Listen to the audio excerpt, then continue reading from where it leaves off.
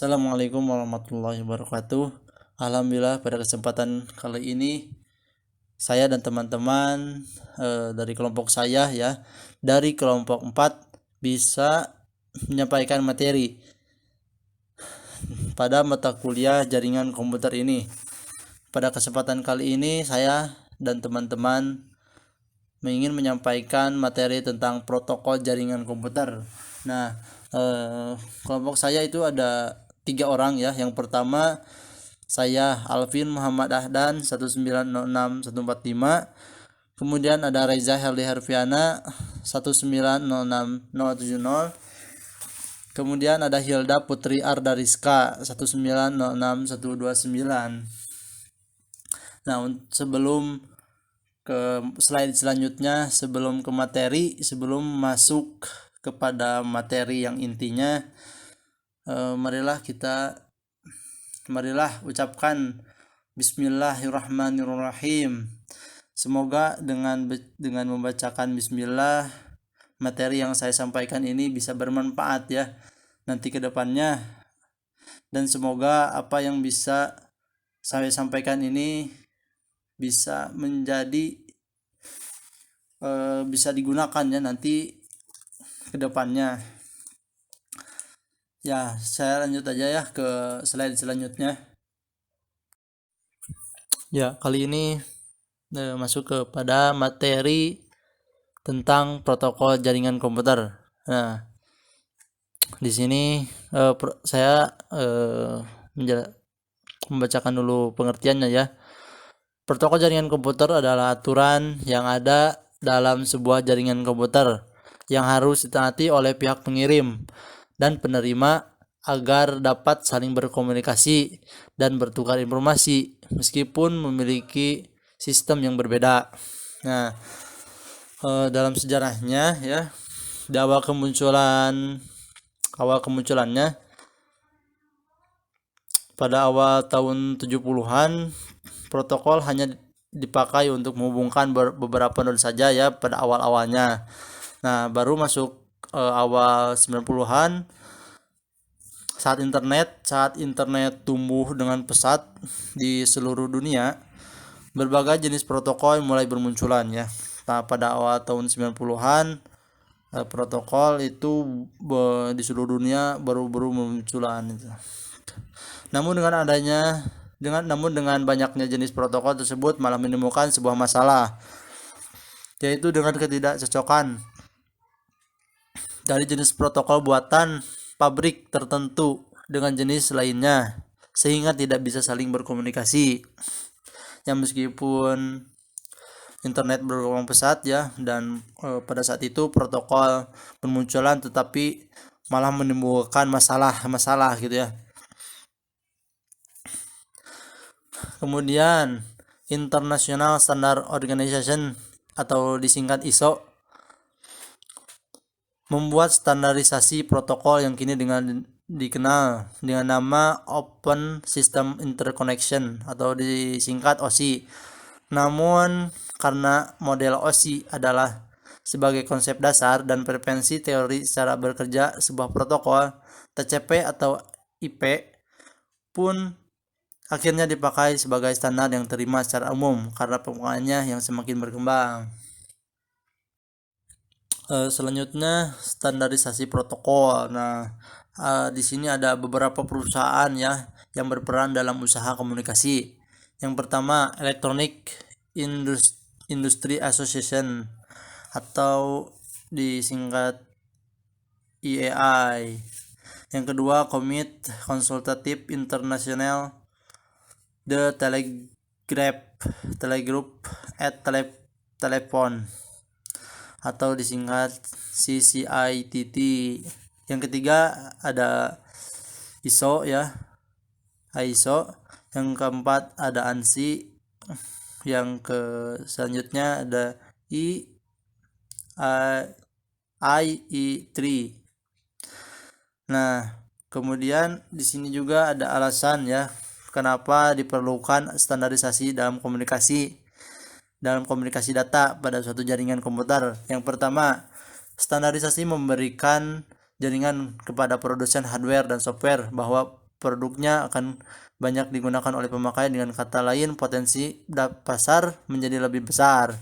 Nah, yang kedua adalah standarisasi menjadikan produk dari para produsen komputer dapat saling berkomunikasi sehingga pembeli menjadi lebih leluasa dalam memilih peralatan dan menggunakannya.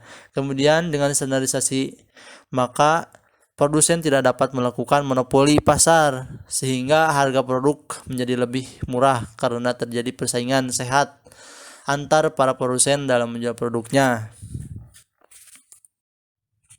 Kemudian pada slide selanjutnya ada fungsi protokol ya. Fungsi protokol itu memegang peran cukup vital dalam perpindahan data di internet. Nah, secara umumnya protokol adalah jadi fungsi protokol pada umumnya ya untuk menghubungkan antara pengirim dan penerima agar bisa berkomunikasi. Nah, kalau secara lebih khususnya ini di sini ada berapa ya? Lebih dari 4 lah pokoknya. Yang pertama fragmentasi dan reassembly. Nah, maksudnya jadi ini fungsinya membagi informasi yang dikirim menjadi beberapa paket data. Pada sisi pengirim mengirimkan informasi dan setelah diterima maka sisi penerima akan menggabungkan lagi menjadi paket berita data yang lengkap. Nah, begitu. Kemudian ada fungsi encapsulation.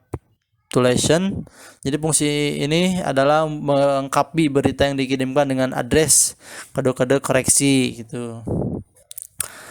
Yang ketiga ada fungsinya dari protokol adalah correction control.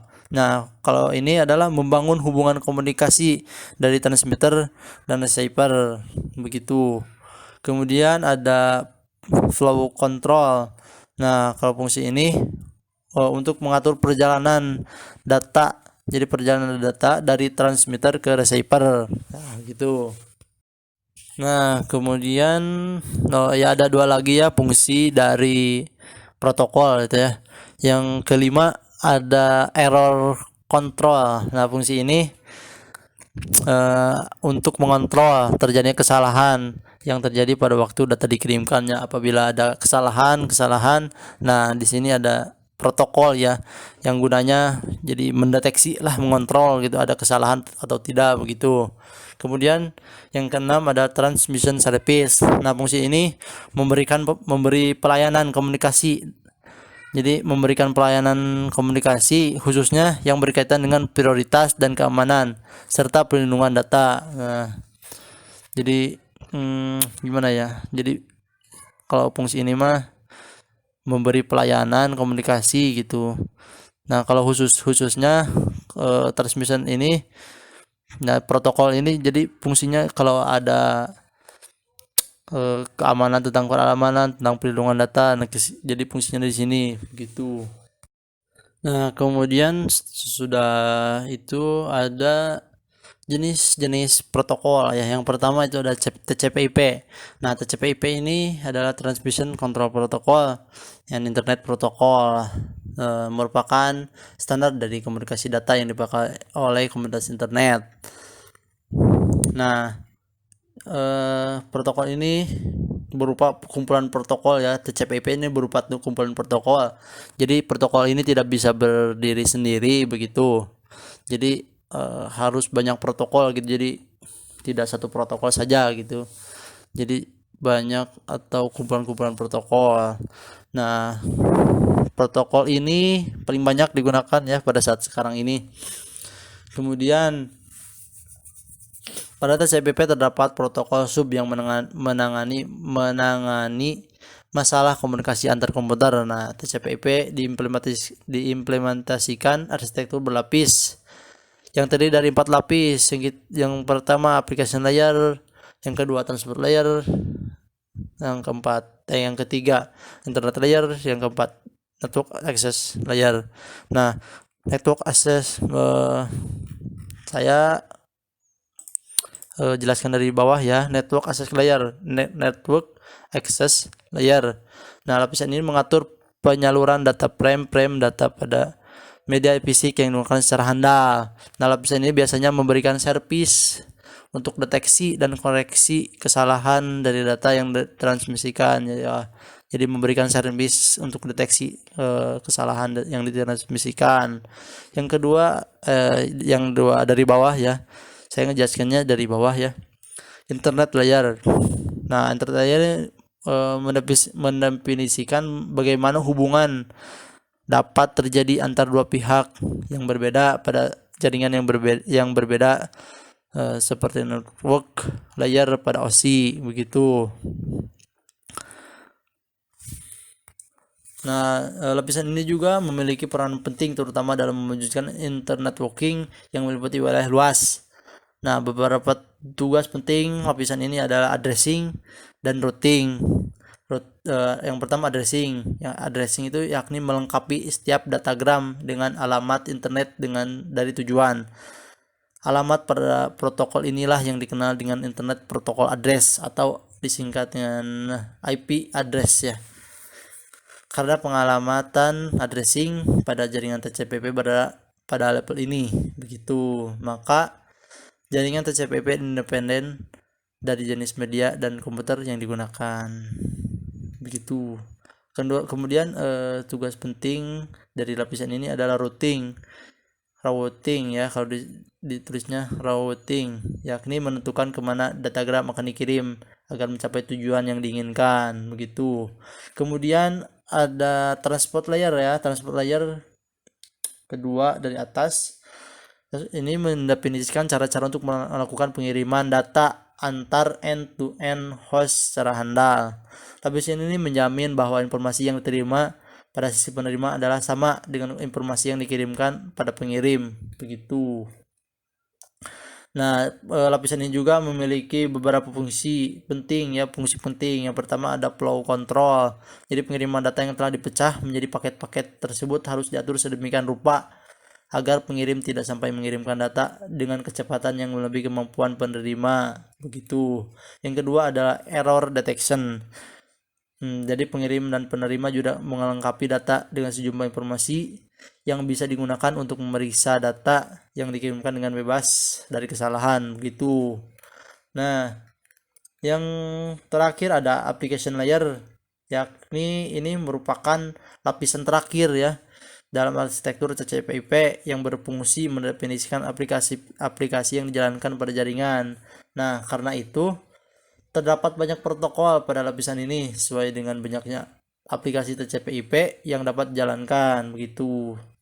Contohnya ada SMTP, Simple Mail Transfer Protocol untuk pengiriman email, ada HTTP, Hypertext Transfer Protocol untuk aplikasi web, dan masih banyak lagi gitu. Nah, sekarang ada karakteristik TCP/IP. Nah, karakteristiknya ada beberapa ya, lumayan lah. Yang pertama ada berorientasi sambungan atau bahasa Inggrisnya connection oriented.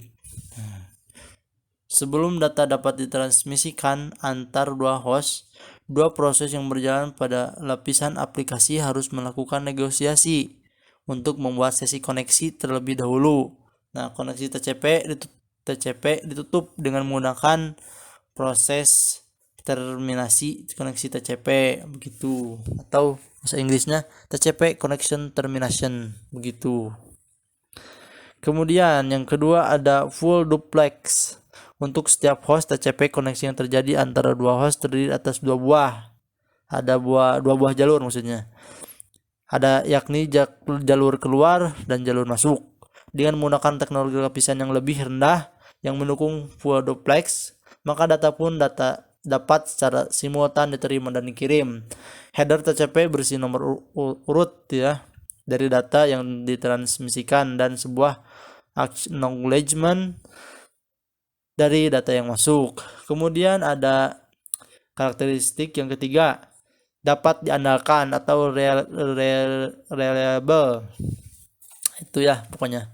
Data yang dikirimkan ke sebuah koneksi TCP akan diurutkan dengan sebuah nomor urut paket dan akan mengharapkan paket positif acknowledgement dari penerima. Jika tidak ada paket acknowledgement dari penerima, maka segmen TCP akan ditransmisikan ulang begitu. Pada pihak pertama, segmen-segmen duplikat akan diabaikan dan segmen-segmen yang datang tidak sesuai dengan urutannya akan diletakkan di belakang untuk mengurutkan segmen-segmen TCP begitu. Kemudian karakteristik yang selanjutnya ada byte stream. TCP melihat data yang dikirimkan dan diterima melalui dua jalur masuk, dan jalur masuk TCP sebagai sebuah byte stream yang berdekatan atau kontinu. Nomor urut TCP dan nomor acknowledgement dapat setiap header TCP didefinisikan juga dalam bentuk type dalam bentuk byte. Meski demikian, TCP tidak mengetahui batasan pesan-pesan di dalam byte stream TCP tersebut. Untuk melakukannya, hal ini diserahkan kepada protokol lapisan aplikasi begitu. Nah, yang selanjutnya adalah memiliki layanan flow control. Flow control untuk mencegah data terlalu banyak yang dikirimkan pada suatu waktu yang akhirnya membuat macet ya. Jadi membuat macet jaringan internetwork IP begitu. Jadi TCP mengimplementasikan layanan flow control yang dimiliki oleh pihak mengirim yang secara terus-menerus memantau dan membatasi jumlah data yang dikirimkan pada suatu waktu. Kemudian ada karakteristik yang keenam.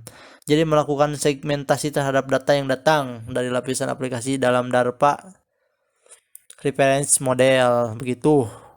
Yang ketujuh ada mengirimkan paket secara one to one. Hal ini karena memang TCP harus membuat sebuah sirkuit logis antar dua buah protokol lapisan aplikasi agar saling dapat berkomunikasi begitu.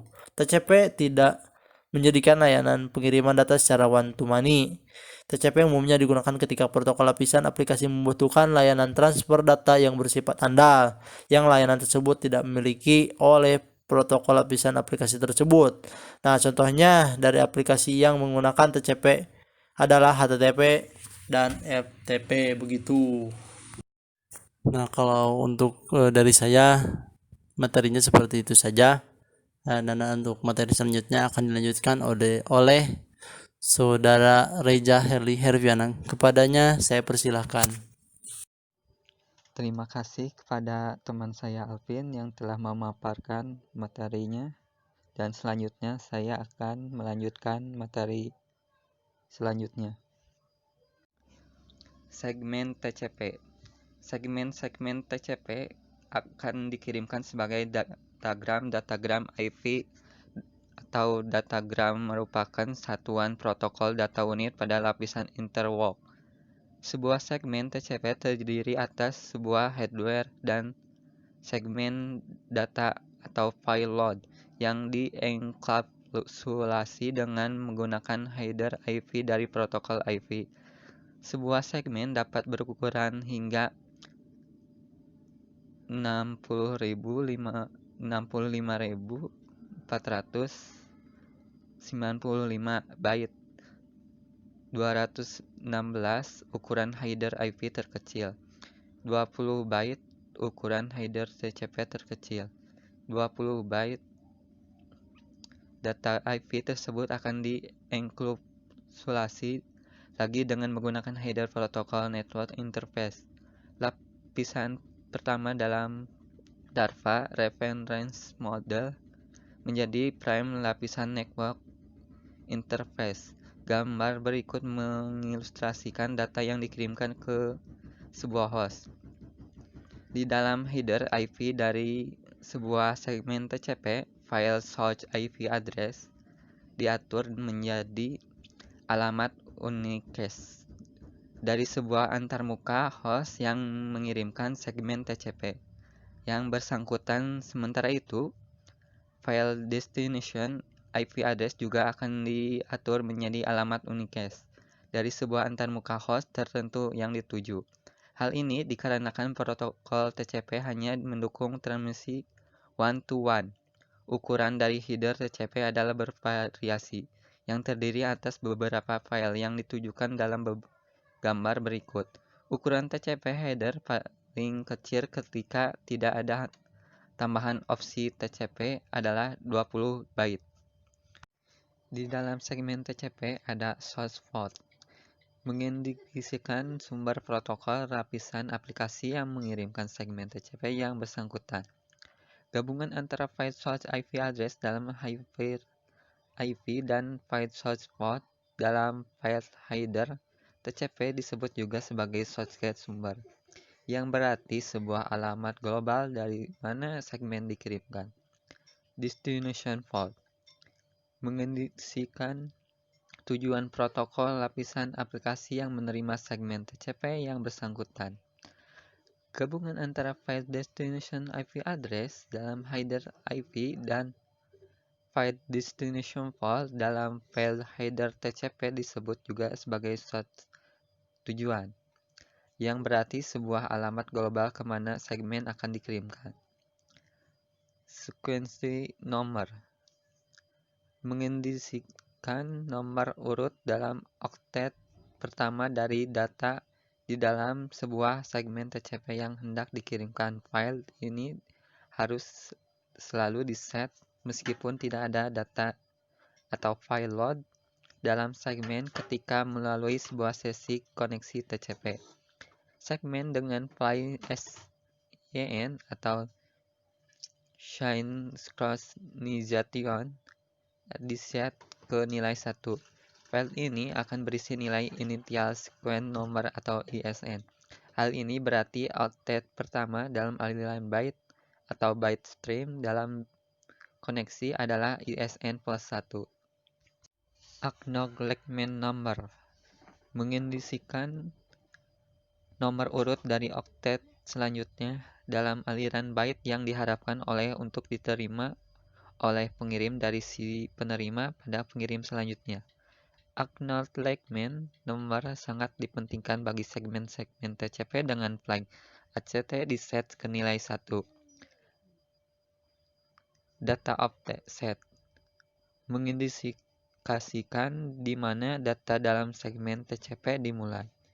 File ini juga dapat 3, berarti ukuran dari header TCP, seperti halnya header LAN. Dalam header IP, file ini merupakan angka dari word 3 bit 32 bit dalam header TCP. Tset file direservasikan untuk digunakan pada masa depan. Pengirim segmen TCP akan mereset bit-bit ini ke dalam nilai 0. Flag mengindikasikan flag-flag TCP yang memang ada 6 jumlahnya, yang terdiri atas URG atau urgen, ACK atau acknowledgement, PSH atau push, RCH atau reset, SYN atau synchronize, dan FIN atau finish. Window mengindikasikan jumlah byte yang tersedia yang dimiliki oleh Butterhost. Penerima segmen yang bersangkutan buffer ini disebut dengan receive buffer, digunakan untuk menyimpan byte stream yang datang. Urgent pointer menanyakan lokasi data yang dianggap urgen dalam segmen. Option berfungsi sebagai penampung beberapa opsi tambahan TCP. Setiap opsi TCP akan menambahkan ruangan 32 bit, sehingga ukuran header TCP dapat diindikasikan dengan menggunakan file data offset. Sebuah segmen TCP dapat memiliki file tanda-tanda khusus yang mengindikasikan segmen yang bersangkutan. URG mengindikasikan bahwa beberapa bagian dari segmen TCP mengandung data yang sangat penting, dan file urgent pointer dalam segmen TCP harus digunakan untuk menentukan lokasi di mana data penting tersebut berada di dalam segmen. ACK mengindikasikan file acknowledgement mengandung oktet selanjutnya yang diharapkan dalam koneksi. File ini selalu diset, kecuali pada segmen pertama pada 5 pembuatan sesi koneksi TCP. PSA mengindikasikan bahwa isi dari TCP receive buffer harus diserahkan pada protokol lapisan aplikasi. Data dalam receive buffer harus berisi sebuah blok data yang berurusan kontigu. Dilihat dari ujung paling kiri dari buffer, dengan kata lain sebuah segmen yang memiliki plug PSH diset ke nilai 1, tidak boleh ada 1 byte pun data yang hilang dari aliran byte segmen tersebut. Data tidak dapat diberikan kepada protokol lapisan aplikasi hingga segmen yang hilang tersebut datang. RCT mengindikasikan bahwa koneksi yang dibuat akan digagalkan. Untuk sebuah koneksi TCP yang sedang berjalan aktif, sebuah segmen dengan flag RCT diset ke nilai 1 akan dikirimkan sebagai respon terhadap sebuah segmen TCP yang diterima yang ternyata segmen tersebut bukan yang diminta, hingga koneksi pun menjadi gagal. SYN mengindikasikan bahwa segmen TCP yang bersangkutan mengandung nilai sequence number atau ISN. Selama proses pembuatan sesi koneksi, TCP akan mengirim sebuah segmen dengan flag SYN diset ke nilai 1. FIN menandakan bahwa mengirim segmen TCP telah diselesaikan dalam mengirim data dalam sebuah koneksi TCP. Ketika sebuah koneksi TCP akhirnya dihentikan, akibat sudah tidak ada data yang dikirimkan lagi, setiap host TCP akan mengirimkan sebuah segmen TCP dengan flag FIN diset ke nilai 1.s. Kedua, User Datagram Protocol atau UDP. UDP singkatan dari User Datagram Protocol adalah salah satu protokol lapisan transport atau Transmission Control Protocol atau Internet Protocol yang mendukung komunikasi yang tidak andal atau unreliable tanpa koneksi atau connectionless antara host-host dalam jaringan yang menggunakan Transmission Control Protocol atau Internet Protocol. Protokol ini didefinisikan dalam RFC 768. User Datagram Protocol memberikan satu metode kepada aplikasi untuk mengirimkan data ke aplikasi di host lain pada jaringan tanpa harus lebih dulu membangun hubungan komunikasi dengan host tersebut. User Datagram Protocol tidak menjamin keberhasilan pengiriman data dan tidak menjamin adanya duplikasi pengiriman data. User Datagram Protocol sering digunakan dalam beberapa tugas sebagai berikut. Poin ke-1, protokol yang ringan atau lightweight, yaitu untuk menghemat sumber daya memori dan prosesor. Beberapa protokol lapisan aplikasi membutuhkan penggunaan protokol yang ringan yang dapat melakukan fungsi-fungsi spesifik dengan saling bertukar pesan. Contoh dari protokol yang ringan adalah fungsi query. Nama dalam protokol lapisan aplikasi domain name system. Poin kedua, protokol lapisan aplikasi yang mengimplementasikan layanan keandalan, yaitu jika protokol lapisan aplikasi penyediaan layanan transfer data yang andal, maka kebutuhan terhadap keandalan yang ditawarkan oleh Transmission Control Protocol pun menjadi tidak ada. Contoh dari protokol seperti ini adalah Trivial File Transfer Protocol, TFTP, dan Network File System (NFS). Poin ketiga, protokol yang tidak membutuhkan keandalan. Contoh protokol ini adalah protokol Routing Information Protocol atau RFP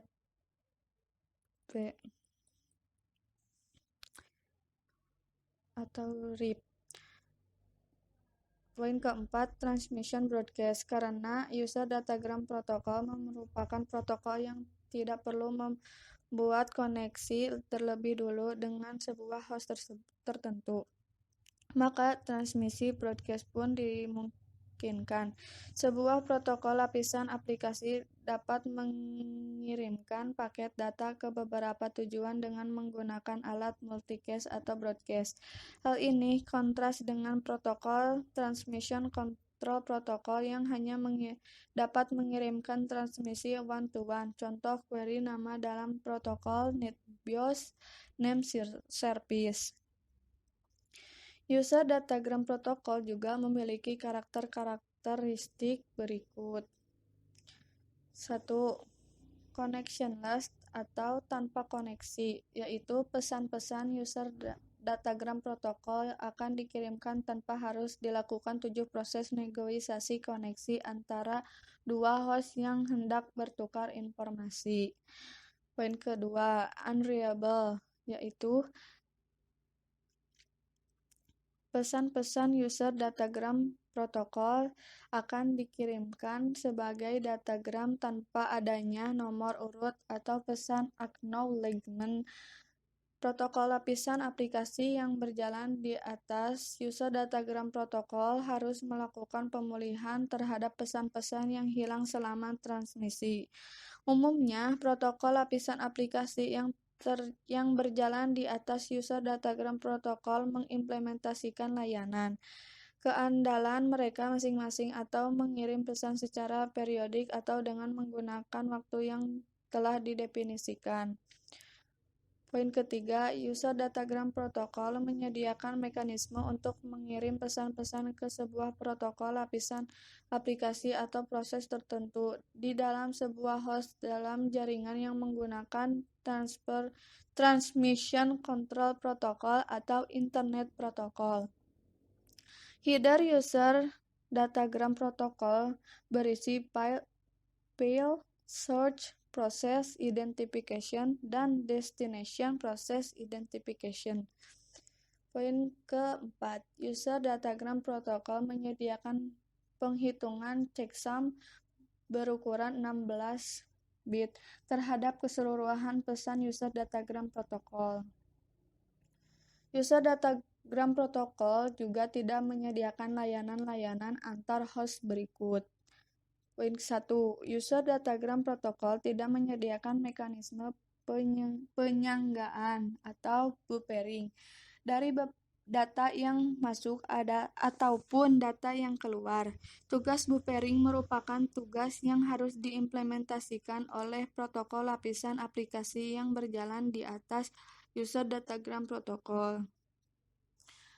Poin kedua, user datagram protokol tidak menyediakan mekanisme segmentasi data yang besar ke dalam segmen-segmen data, seperti yang terjadi dalam protokol Transmission Control Protocol.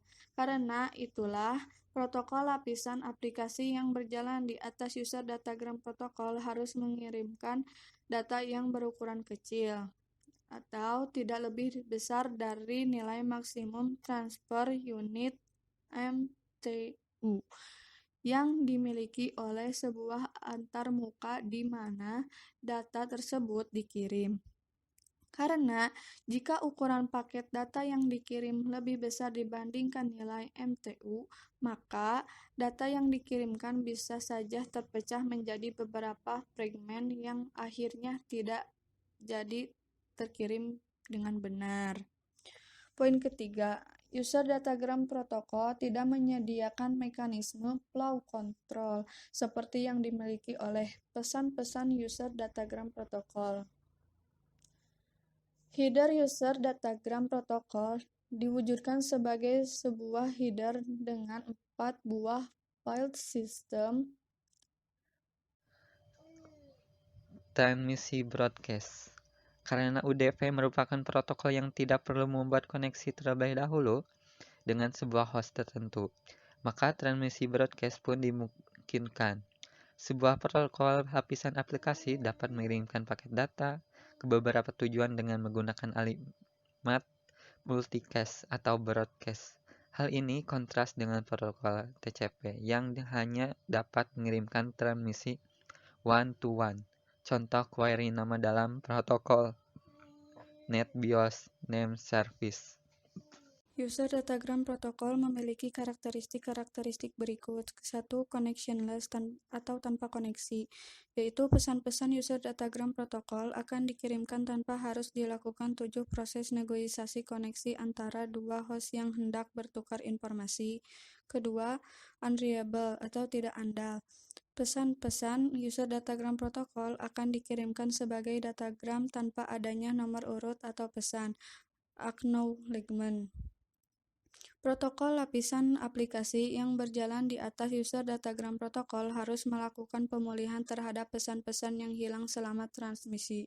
Umumnya, protokol lapisan aplikasi yang berjalan di atas user datagram protokol mengimplementasikan layanan keandalan mereka masing-masing, atau mengirim pesan secara periodik, atau dengan menggunakan waktu yang telah didefinisikan.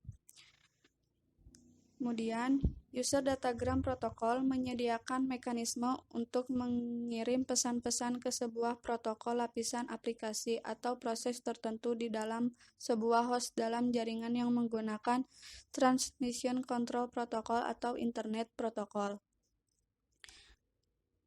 Header user datagram protokol berisi field source process identification dan destination process identification. User datagram protokol menyediakan penghitungan checksum berukuran 16 bit terhadap keseluruhan pesan user datagram protokol. User datagram protokol tidak menyediakan layanan-layanan antar host berikut. Poin ke-1, user datagram protokol tidak menyediakan mekanisme penyanggaan atau buffering dari data yang masuk atau data yang keluar. Tugas buffering merupakan tugas yang harus diimplementasikan oleh protokol lapisan aplikasi yang berjalan di atas user datagram protokol. Poin kedua, user datagram protokol tidak menyediakan mekanisme segmentasi data yang besar ke dalam segmen-segmen data, seperti yang terjadi dalam protokol Transmission Control Protocol.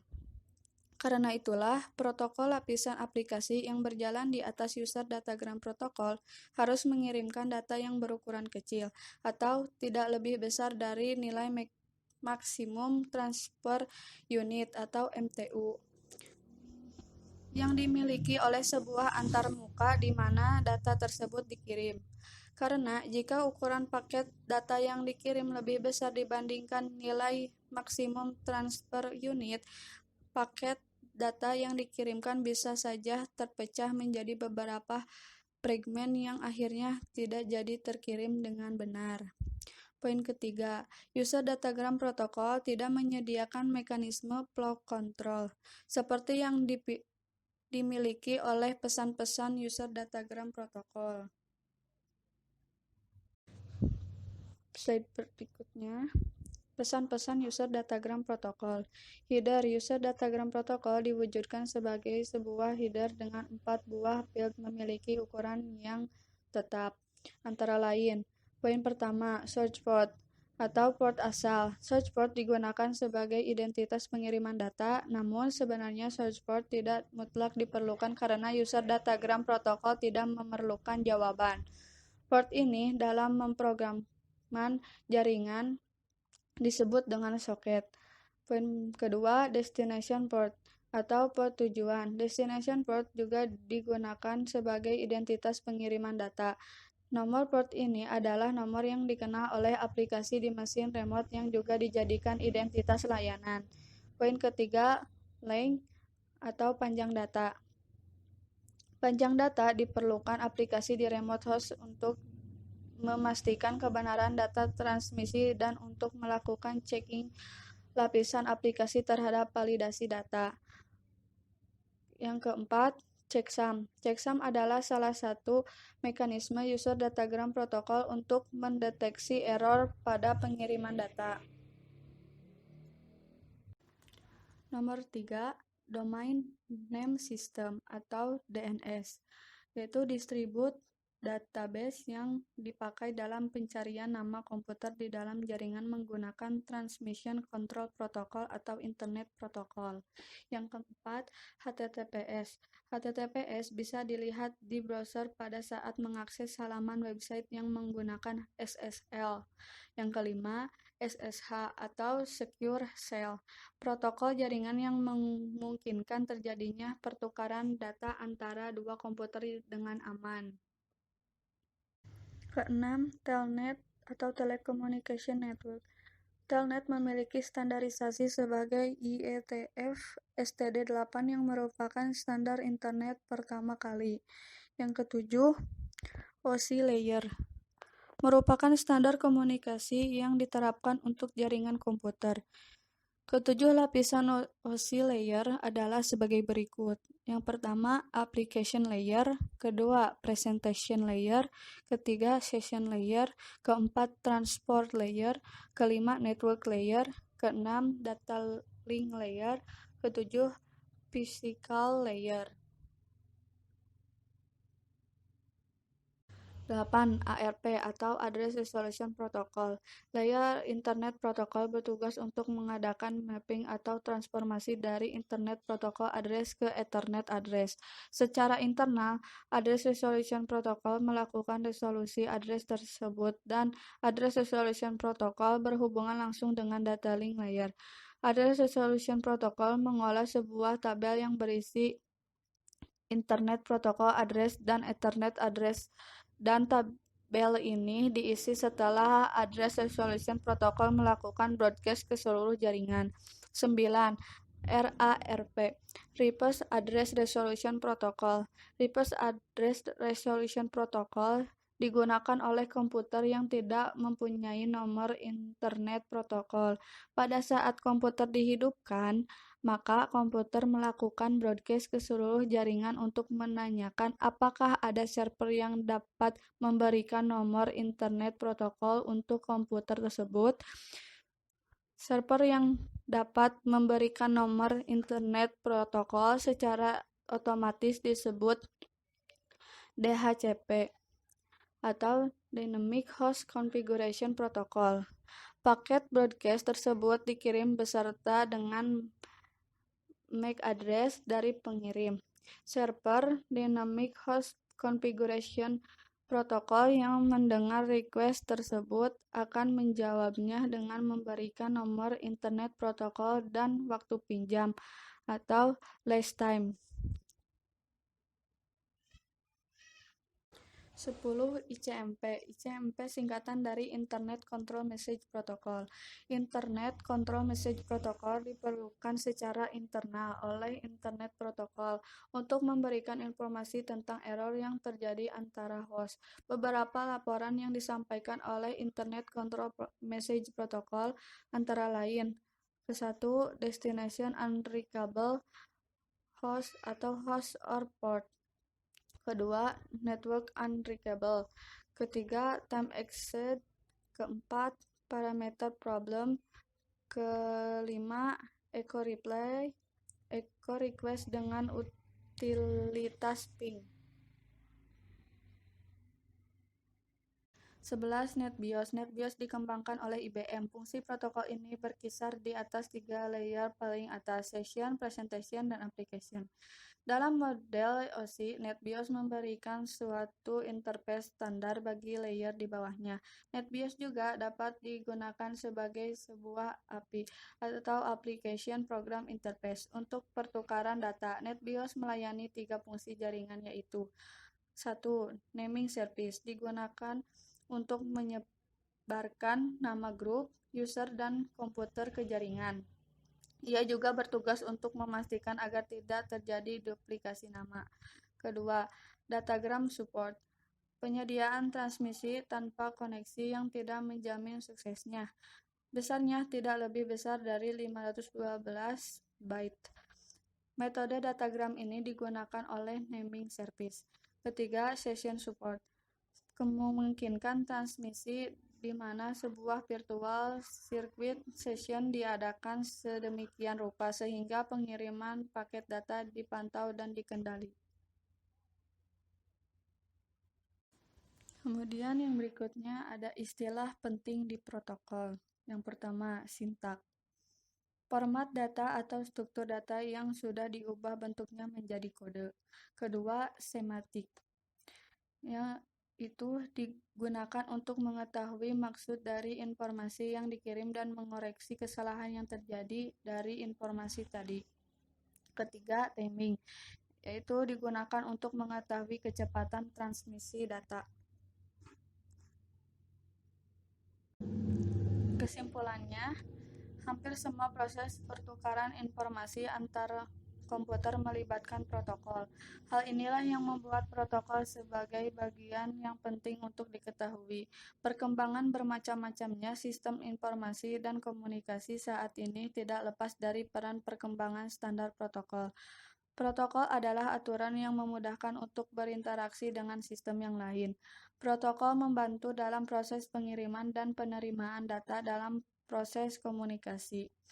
Jika tidak ada standar protokol yang digunakan, maka proses pengiriman dan penerimaan suatu data akan sulit, bahkan mustahil untuk dilakukan. Dikarenakan pada saat ini, berbagai sistem informasi tidak hanya dikembangkan oleh satu vendor saja. Terima kasih kepada Saudari Hilda yang telah menyampaikan ya materinya. Terima kasih juga kepada saya, kepada Reja Herdi Herbiana, kepada Hilda Putri Adariska. Ya, alhamdulillah pada materi ini sudah selesai. Semoga materi yang disampaikan dapat bermanfaat ya bagi kita semua. Dan semoga apa yang kita dapat hari ini bisa lebih bermakna lagi begitu ya dari kemarin. Jangan lupa semangat, jaga kesehatan, jaga kondisi tubuh, makan yang banyak, olahraga yang cukup supaya imun kita baik ya begitu. Sekian dari kelompok saya tutup dengan ucapan hamdalah alhamdulillahirabbil alamin. Akhirul kalam, wassalamualaikum warahmatullahi wabarakatuh.